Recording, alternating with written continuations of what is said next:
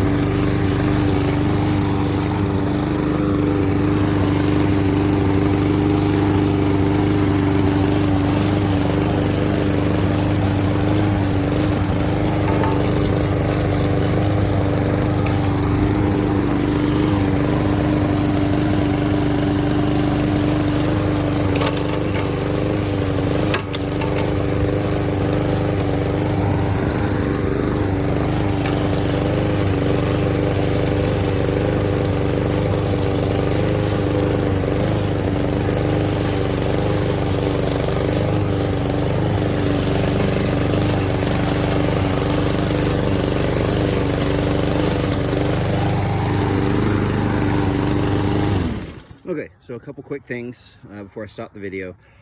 The front yard's a little tricky because we've got these pretty big patches right here. It's very uneven. So there are some areas where I'm going to move a little bit slower than others.